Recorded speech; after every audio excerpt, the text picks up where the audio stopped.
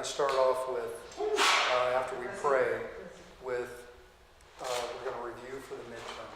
What are the questions, things you want to know? Okay. And I think that'll, if you pay attention, take good notes, and you're prepared in 2 weeks, everybody should get A's. Okay. Let's pray. Father, thank you for this time with my brother and my sisters. I pray, Lord, that you would give us clear minds, you'd help us to understand this material, and with in mind that this just isn't another class. I pray that we would gain skills here, that you could use us to help people that go through such heartbreaking things. I pray, Lord, that you would make us instruments of healing in your hands. In Jesus' name, amen. Amen. Amen. Okay, so in 2 weeks, next week is spring break, and then, so in 2 weeks, 2 Mondays from tonight, we'll have the midterm. We're going to have 10 questions. Mostly fill in the blank.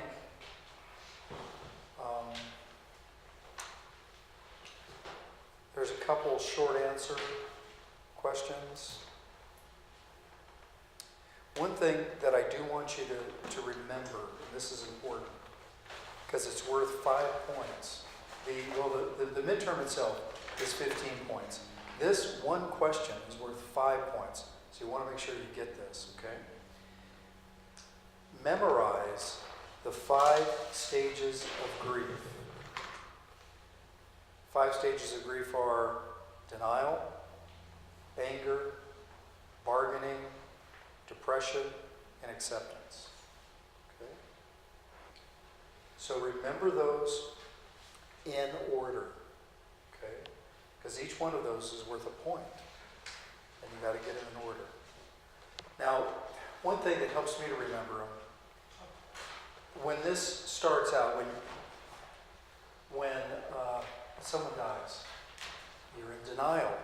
And I think that is a gift from God to keep you from being completely overwhelmed. By the time that denial starts wearing off, the crisis isn't as sharp. So it starts out with denial. Denial turns into anger. Why do you think it turns into anger? Well, when the denial starts to wear off, you get angry because of the situation. The next step, number 3, is bargaining. Now, I always thought bargaining was not accurately titled. Bargaining. What do you mean bargaining? It's living in the past. I don't want to shut up. Yeah. If I'd only done this, or if I'd only done that, or if I had said that, or if I knew back then, things like that. So it's living in the past, as if. The next one is depression. So once you move from that stage where you're living in the past, you come into the present, and you are depressed. Yeah, you're depressed. And then the 5th stage is acceptance. Now that doesn't mean that you're ever going to be all right with it. But you can go on with your life. That doesn't mean you're ever going to be happy about it. That doesn't mean it's never going to matter to you. You'll have ups and downs, but, you can go on living. Okay. So make sure you got those. Okay. What is transference and countertransference? Let me give you the definition. If you can remember this word for word, that's great. If you can't, and I'm not sure I could, if you can't, remember boundaries. It's talking about boundaries. Okay, so transference is projection of past or present feelings attitudes, or desires onto the counselor. Let me read that again. Projection of past or present feelings, attitudes, or desires onto the counselor. Does anybody need that again? Yeah? You got it? Okay. Hi.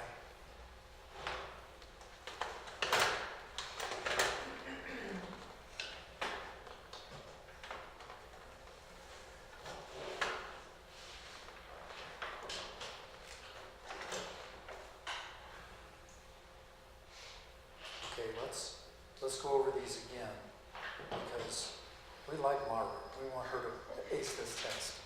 We're reviewing for the midterm. The first thing I want you to remember is the 5 stages of grief. And I passed that out a while ago. Let's see if I have any extra notes. Yes, I do. So the 5 stages of grief. Memorize those. Yeah. Does anybody else need one? Yeah,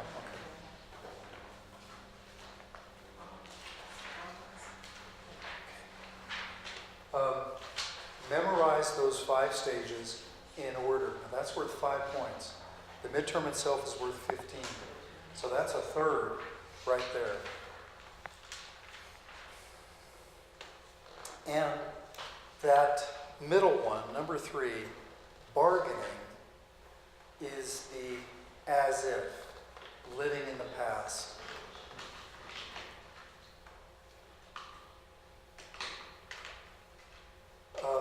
I have a client right now whose husband, who was a sergeant major, just recently killed himself in November. And his wife, I know one of the questions she's asking herself is, what could I have changed? Or did I cause this? Or how could I have changed it? Or how could I have helped it? How, did I do? As if living in the past. Okay.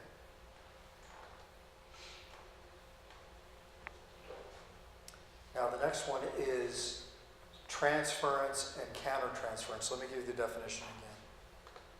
Transference is projection, and you don't really have to memorize this. If you do, that's awesome. But if you don't remember it word for word, just give me the gist of it, okay?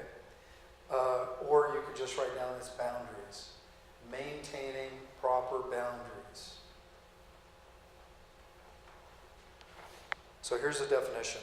Projection of past or present feelings, attitudes, or desires onto the counselor.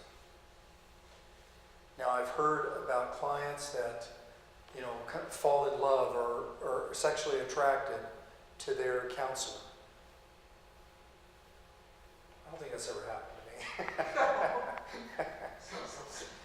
I'm actually kind of glad for that. But one thing that does happen to me, really a lot, when it comes to transference, is being sort of like a father figure. I'm generally the age of their dads, I'm talking to soldiers and, young families and so forth. And many people, and this is a huge problem in our society, they don't have fathers. Or the fathers are flaked out and fathers aren't there. Or they were sexually assaulted by their stepdad. Or, absolutely ignored by their stepdad. Or their dad never knew him. Things like that. So that's one way that I see transference. Now, transference isn't always bad. You can use that if you're aware of it, but you need to be aware of it. Okay? Countertransference is what? Yes. Yes.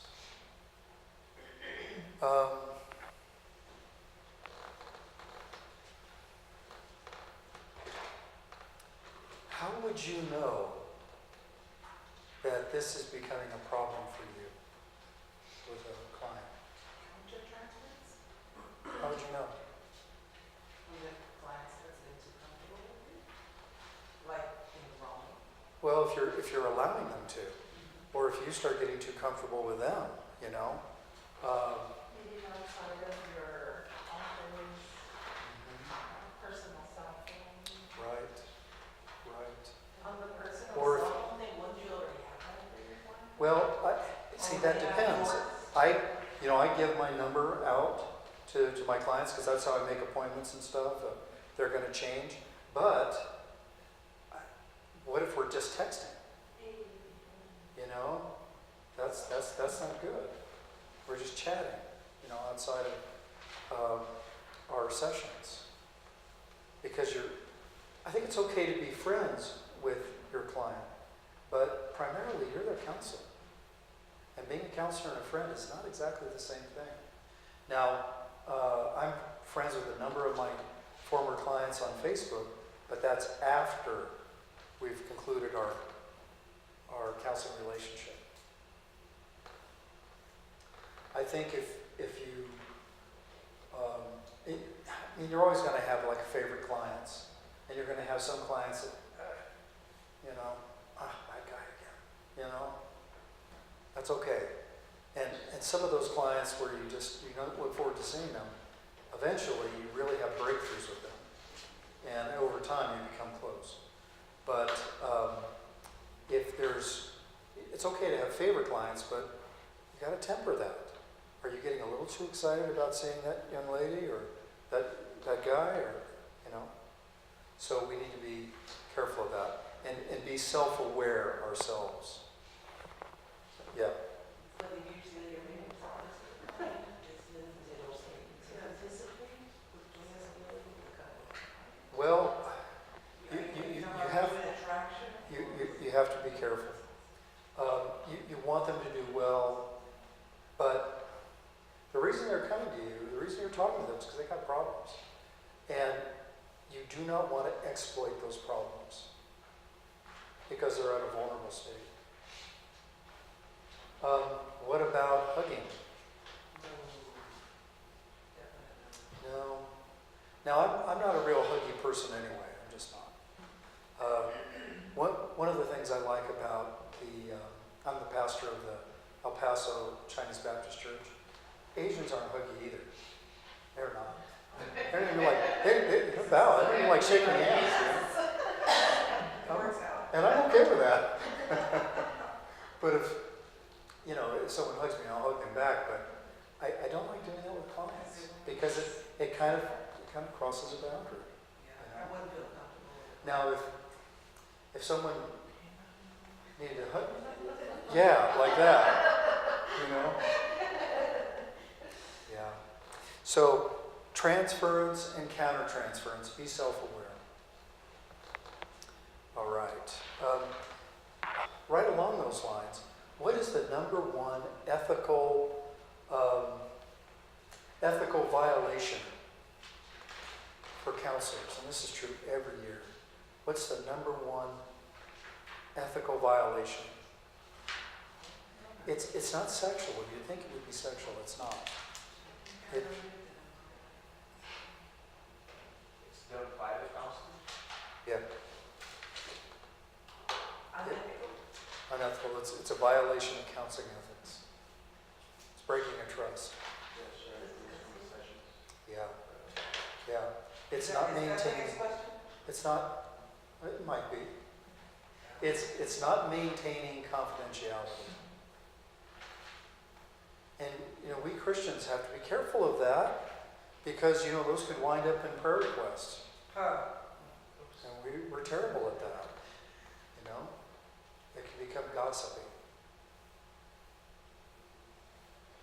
So maintaining confidentiality. And being sensitive as counselors, as the word uses, doesn't matter if we're in an official position as a counselor. If you're talking to people, you're a counselor. You're pastoral counselors. Think about being in a place where you're not going to be overheard. you know, counselors use a lot of those little white noise makers. I think someone mentioned you can have them on your phones. A radio or, you know, a CD or something playing like low instrumental music by the door so that you can't hear through. Think about maintaining that confidentiality. Okay.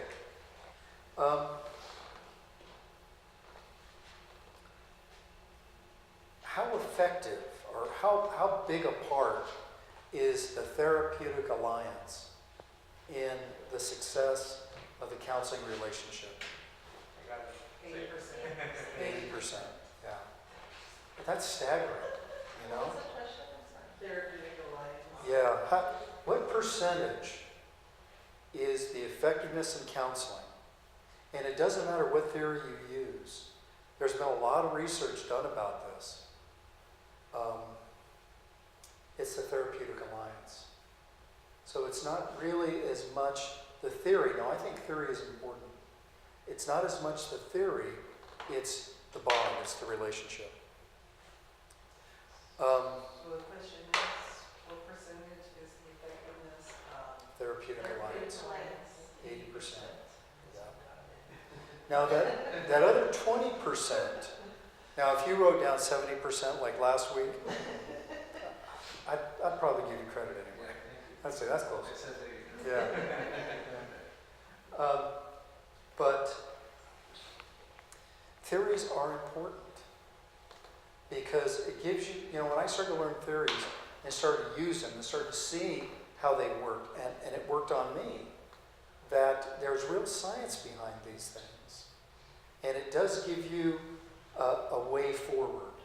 It does give you a way to kind of steer that boat in terms of where you're going with that person. Does that make sense? Okay. All right. Let's see.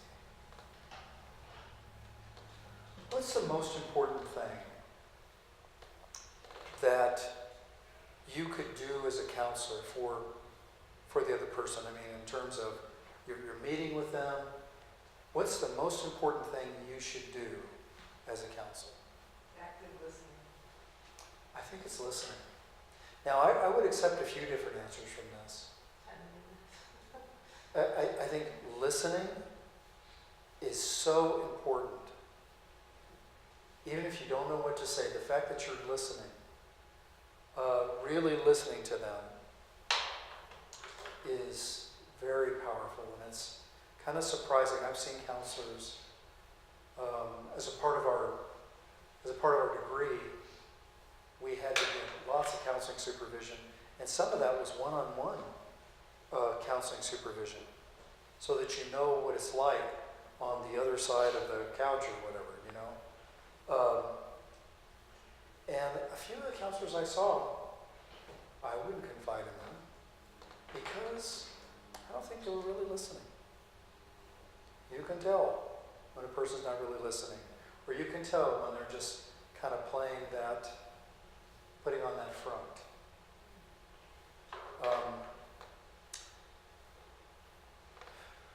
think I might have said this when we were talking about listening, but I can remember way back when I was like 20 years old, J. Sidlow Baxter came to our church.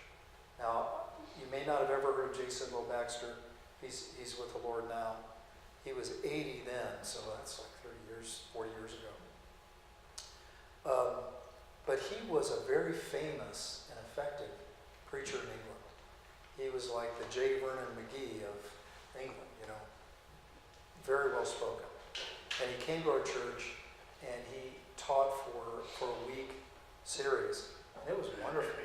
I think it was the first time I'd ever heard really good Bible teaching. Not just good, but really good, you know, a different level. And I got one of his books, and I waited in line after the sessions, and I went down and to get him to sign it. And I asked him a question. I don't remember what the question was.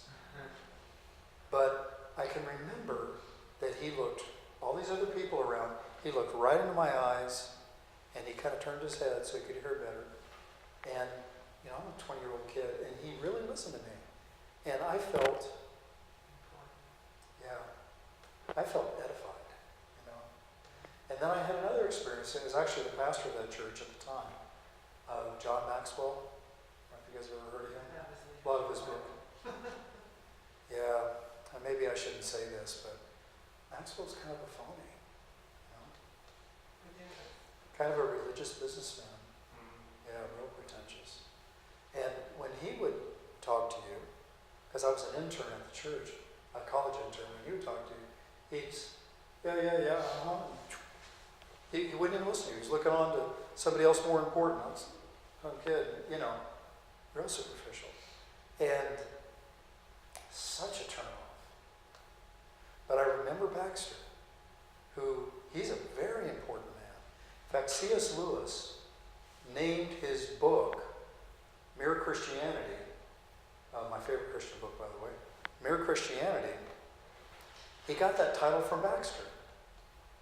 And he attributes Baxter in the foreword.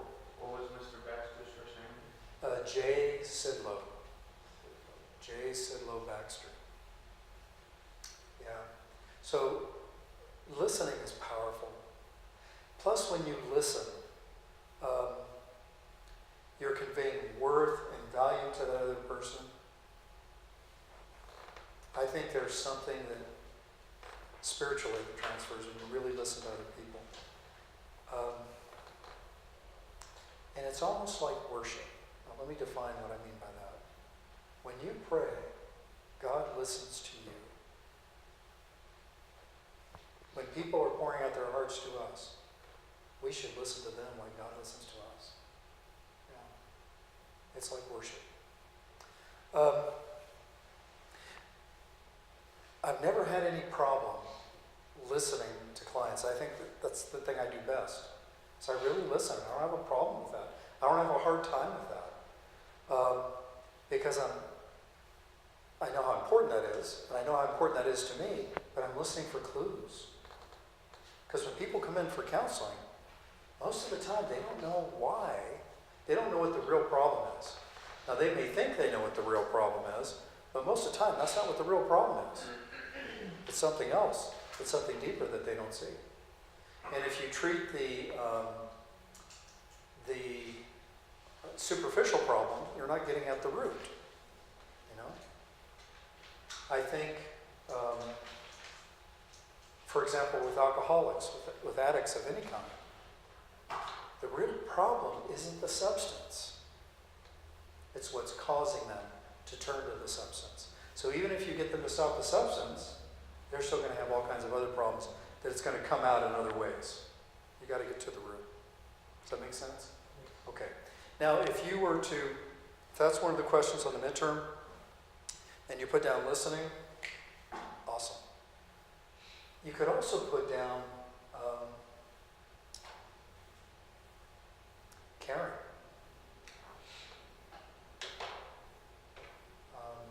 Empathy. I'd also accept those two. It's all part of the same thing. Those counselors that don't really listen, and this is true for people in ministry too, that don't really listen to others, that's because they don't really care. Or they don't care enough. Or maybe they're too distracted, but that's an excuse. It comes back to caring. Okay? Let's see. I'd like you to think about your self-care plan. Now, this is a question that you can't really get wrong unless you don't have anything. If you don't put down anything, then you miss it. But I want you to be deliberate and think through what your self-care plan is. Like a literal self-care? What do you do to, John Gottman calls it self-soothing. What do you do to recharge your batteries? Okay? Gosh, that sounds great, actually. I love cleaning. Yeah. I wish my wife was cooking, but it's not. I just do that for fun, not for Yeah. Yeah. my grandma, so she cook and bake and stuff. But what do you do to recharge your batteries? For me, it's, I go on long walks. I used to go on runs until I couldn't really run anymore. Had some leg injuries. So I go on long walks and I listen to audiobooks. Sometimes I put a rucksack on so it's a little harder, so, you know, make a little more effort, burn a few more calories, but I listen to the audiobooks. And I get carried away into the stories. I also read novels. I do that really to fall asleep every night. Right now I'm rereading, I think it's the 5th time, Lord of the Rings. And I just get carried off into that story. And that helps me. It helps me to get out of my skin. For some people, it may be fishing. Of course, we don't do much fishing here, but whatever it is, it may be a craft. Whatever. But do something. Do something. When my son was living with us, he would, from the time he was 13, and he still does this, he competed in jiu-jitsu and wrestling. And so I would go and watch his practices. And I really enjoyed that. Now, for the boring parts, when they're just doing drills, I take a book and I read. But when he was sparring or something like that, then I'd watch him, and I really enjoyed that. And that was kind of my hobby at that time. Do something. Have a self-care plan. You need to be deliberate about this. Most pastors are not. If I was talking to a group of pastors or wannabe pastors, I would say, hey, you guys need to have a self-care plan. Or gals. If you don't, you're going to burn out. 90% of those who go into ministry, they don't retire as ministers. Only about 10% do. And I think a huge part of that, maybe their churches aren't taking care of them. Maybe they're not taking care of themselves. Does that make sense? Okay. Self-care plan. Now, John Gottman, when he was talking about the divorce predictors, he talked about the negative climate. Okay. What is the primary cause of the negative climate in a relationship? Lack of communication. Unresolved anger. Yes. Unresolved anger. Unresolved anger is going to bed angry. It's not like a communication.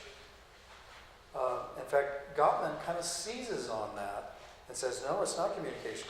Couples can communicate crystal clear, but they have perpetual problems. Recognizing solvable versus perpetual problems. You can communicate very clear and not resolve anything. It's unresolved anger. When couples get into huge fights over little insignificant things, little things that annoy, that shouldn't cause a big blowout and destroy relationships and destroy families and marriages. It's not squeezing the toothpaste in the middle. It's not leaving the toilet seat up. It's not the dirty clothes on the floor. It's not whatever. It's unresolved anger. Going to bed angry. That's the negative climate. Yeah, unresolved anger. That's the primary thing.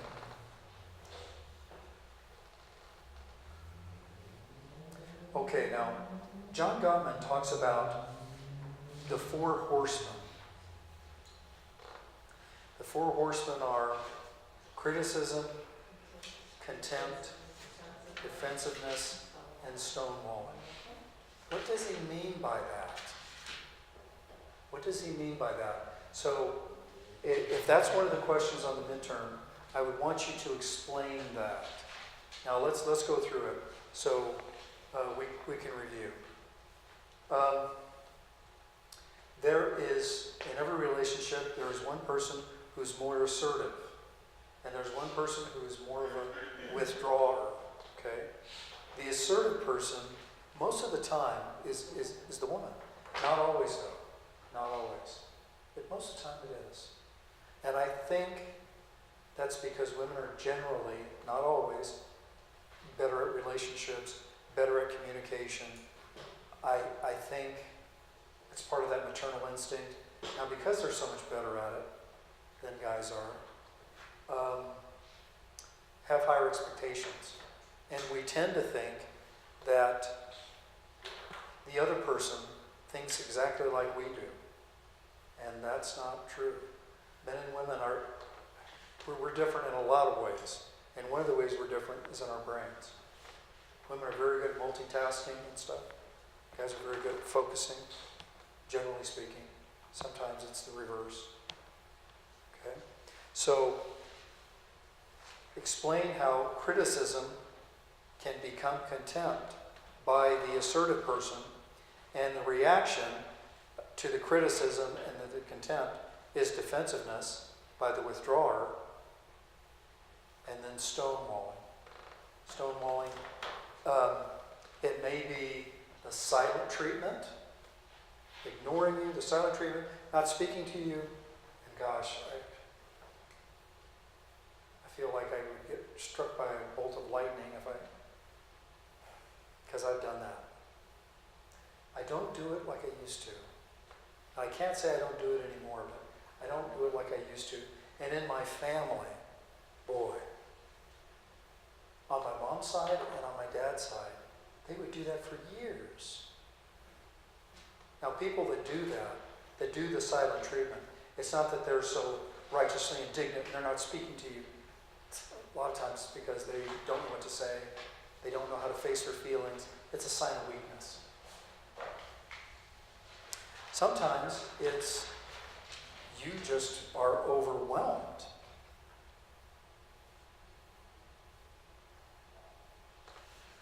The assertive person, that criticism and contempt can be pretty threatening emotionally.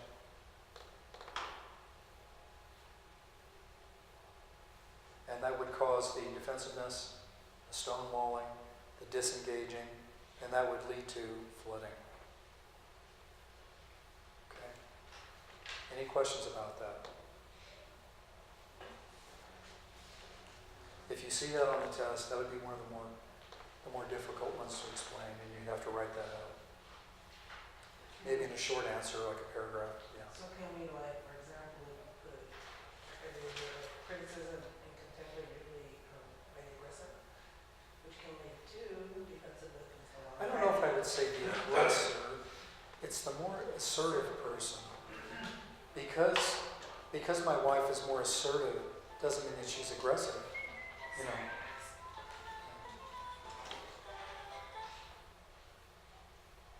But I'd like you to kind of bring that out, how that happens, and how to resolve this. Because with those 4 horsemen, that's a prescription for divorce. How do we diffuse that and help that? Well, perhaps the more assertive person can be a little less assertive, can be a little less critical. That'll prevent them from getting contemptuous. And the defensive person to be more open, to put their guard down a bit more. And to work through that. Gosh, I use this all the time with couples. And it works. Okay? Any questions? Let's see. Okay. Trauma thrives on what? Avoidance. Trauma thrives on avoidance. If a person has anxiety, has an anxiety disorder, or a post-traumatic stress disorder, they avoid what makes them uncomfortable. They avoid reminders of the trauma. And one way to work through that, these harmless reminders, is to face them, is to confront them, is to break, when you face them and confront them, you break their power over you.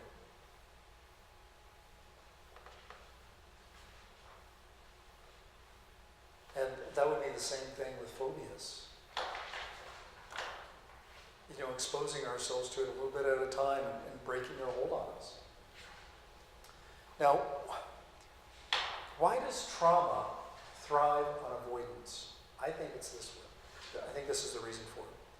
We really have two brains. We have an animal brain, which is the amygdala, and we have the cerebral cortex, which is our human brain. And our human brain, which is much larger, you know, that's where our personality is, that's where intelligence is, that's where we plan, that's where we think, that's where we interpret what our senses are telling us. But in the amygdala, the animal brain, you don't think, you react. You react to stimuli. So that's where trauma is stored.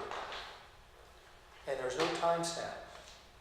I think it's sort of fascinating that a person can have flashbacks, can have PTSD symptoms for something that happened a very long time ago, because something triggered in the animal brain that's like what happened to them in the trauma. And so they're triggered. I did a funeral for a retired Army first sergeant. He was a World War II veteran. He was an infantryman. And of course, I never met him. I was just assigned to do his funeral. I was at Fort Stewart, Georgia. And we cover the funerals down in Florida. So I went down to Florida to a national cemetery. I got his service record, and I saw that he'd only served a year and a half.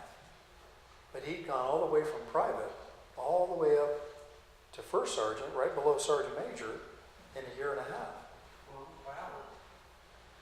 That's impossible, except in wartime. What that meant was everybody else in the middle got killed or they were casualties. And so the privates found themselves as first sergeants after only a year and a half. So it was like that. And it said the battles he was in. He was at Normandy. He was in the Battle of the Ardennes, Central Europe, Northern France, I think that was right, and the Rhineland. So he'd been through all of this. And then after the war, he got out like most everybody else did, started his family, started working, and that was a distraction for, you know, his trauma, because he was doing something. A lot of times, people can be like sharks.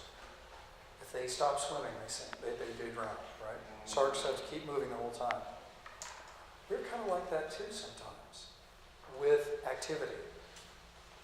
When we don't have that activity, that's when these things start to surface.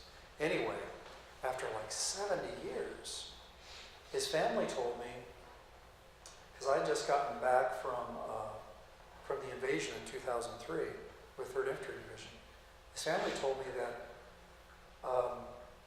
he was watching us fight through the cities in Baghdad, tanks and cities again. We hadn't done that since World War II, since he was in, 70 years ago. And from watching that and hearing the sounds and, you know, the fighting, it doesn't really change much, the explosions and stuff, we had embedded reporters right there with us, you know.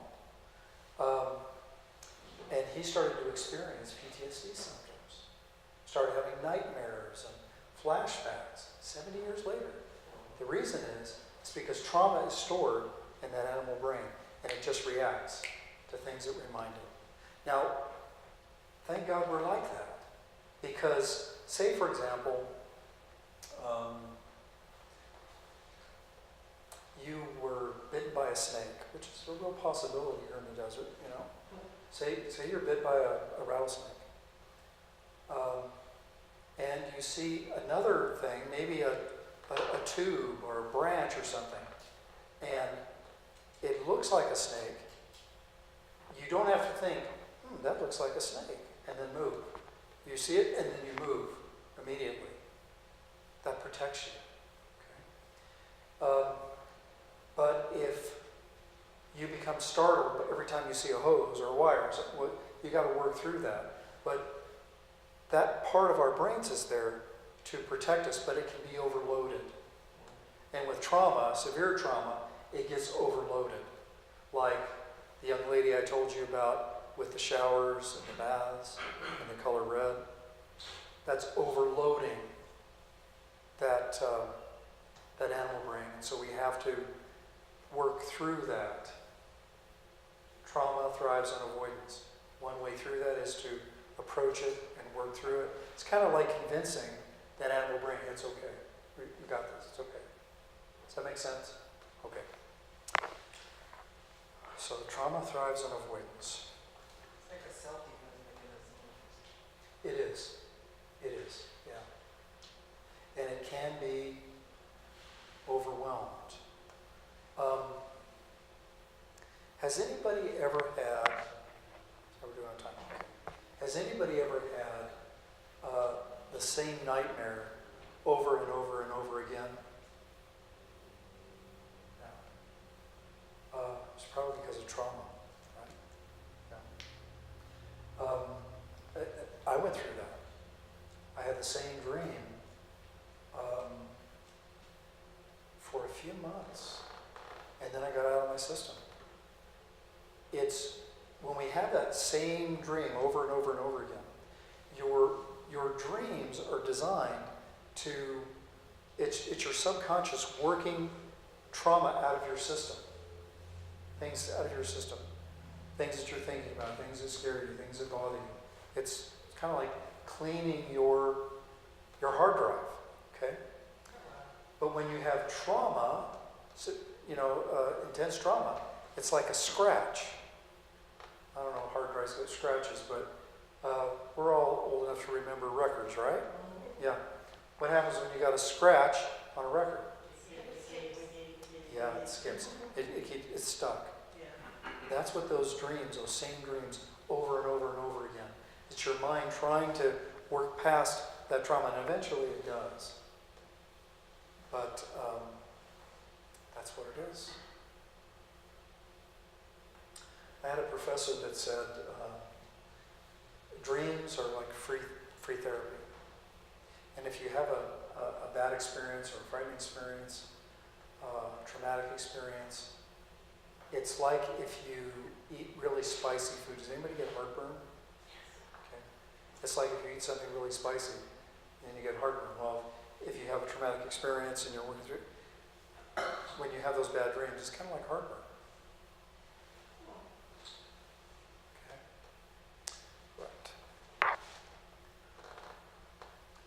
What do you think about this statement? Never work harder than your client. Why is that true? I mean, if you really care about them, shouldn't you work harder than them? They're the ones that are struggling. Well, the thing is, can't help somebody who doesn't want to eat. That's true. I experienced that today, and it's just a waste of energy from your part. Yeah. It really is. People are only going to change if they want to change. Yeah. And so don't work harder than your client. Have you ever been in a situation where you worked harder than your client? Yeah. Yeah. As a pastor, I did that all the time.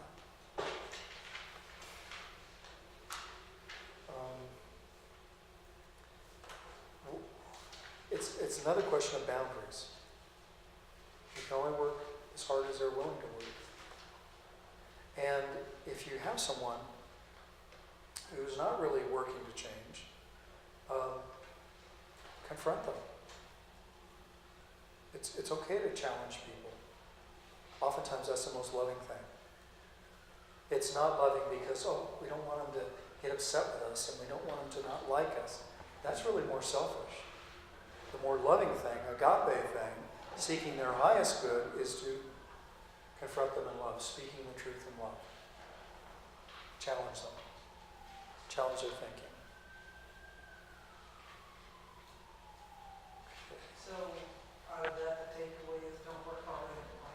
Yeah, it's boundaries, having boundaries, healthy boundaries.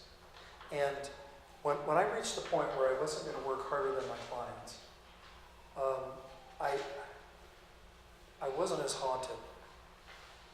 Because when you hear about these terrible things that happen to people, you take it with you sometimes.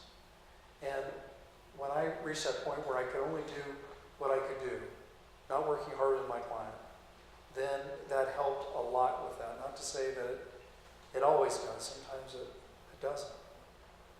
Sometimes you get sort of triggered yourself.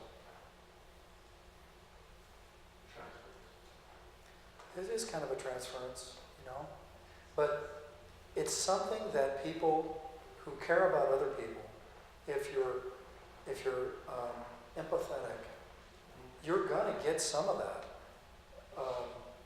There are people that experience PTSD symptoms who never had a traumatic event, but they're hearing or somebody else who had that trauma, and you experience some of those symptoms because of what they went through. Would that be the definition of a kindred spirit? Or is there a difference there? Well, it's good for us to have empathy, but, because, I'll tell you about this one case. See what we're doing on time. Okay. One of my clients had been sexually assaulted by a stepfather when she was 15. And then she was re-traumatized about 4 years later by a friend of her husband, a friend of theirs. And oftentimes that's what happens. People that are sexually assaulted once, it usually happens again. I don't know why. But she told me that her stepfather, she had a younger sister who recently died. A medical thing, diabetes. That the stepfather would, like if they're wearing shorts or something, he would pants them, he'd pull down their shorts. And it would be a joke. It wasn't a joke, And when the girls were wearing bathing suit tops, he would untie them, He'd do it all the time. And, hearing that, it really made me angry. Because that girl's mother was there. She saw that. She saw it over and over again, and she didn't do a thing about it. When she was raped by her stepfather when she was 15, it happened on the weekend. When she went to school on Monday, she told a teacher or nurse or school counselor, I think. And so there was an investigation. But it seemed like all the adults that were involved in this case just wanted to Turn a blind eye? hush it up. Which re-traumatized the girl. In fact, I think the only one that really, I think they all believed her, but the only one who really believed her and took any action was the grandmother. She went to live with the grandmother at that point.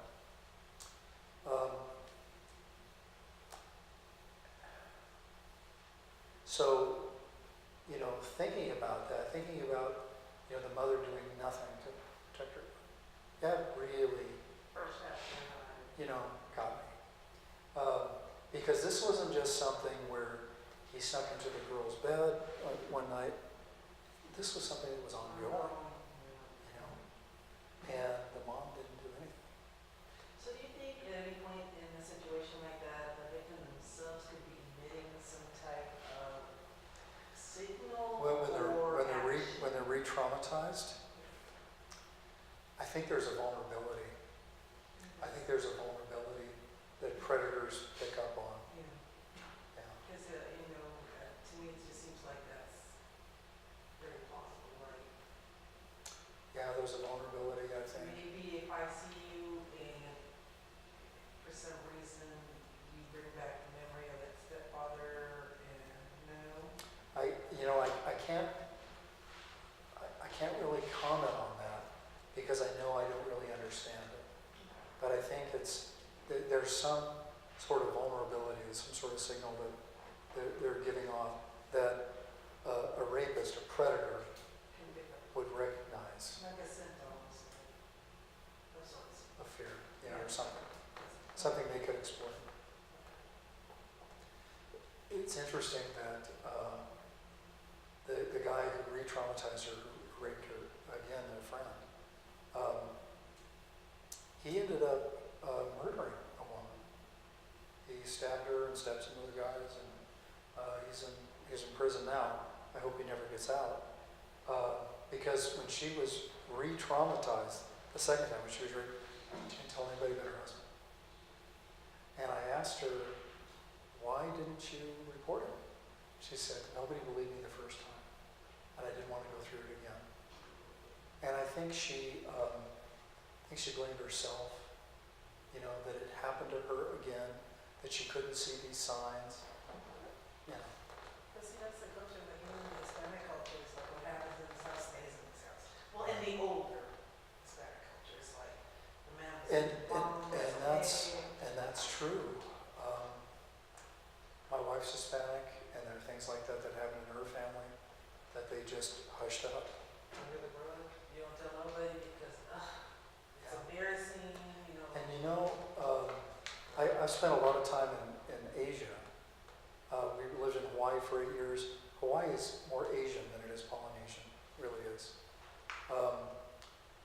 The majority of the people that live in Hawaii are from Japanese descent.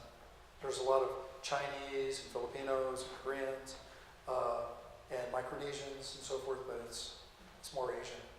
I've been to Japan 8 times. My son is there now. Spent a year in Korea. I was deployed to the Philippines. Still have friends in the Philippines. And, from that, very much I think there would be things that would happen to them that, because of the culture, the shame culture, and not wanting to draw attention to yourself, that things would happen and they wouldn't report it. They wouldn't say anything. Yeah. So I wonder in that culture if that's a real problem too. I think it probably is. That's what it sounds like to me because even as a recent when I first came back, it's like, oh no, my nephew could possibly be ADHD, ADD, I don't know. There's something wrong with stuff. Yeah. But the unwillingness to admit that anything's wrong. How do you Well, helping people through that. Okay, so it's 8:25. Any last questions before we take a break and then we have the midterm the next time we come together? Remember to have your book reviews done. Okay. Double space, you can just type. I have a post-it note that says that the 4 kinds of love are going to be in the midterm. I don't. Be aware of those. Know those 4 types of love, what the words are and what they mean. The agape love. Agape. Storge. So everybody forgets Storge. Yeah. So right. Yeah. It'd be good for you to know that. When I do weddings, do lots of weddings, I always talk about that. Because people think love is, your feelings and emotions. I've talked to people in counseling that said, well, I've fallen out of love with him. Or I've fallen out of love with her. Because they don't feel those same feelings and emotions and goosebumps anymore. So they have an affair or whatever. Well, that's not what married love really is about.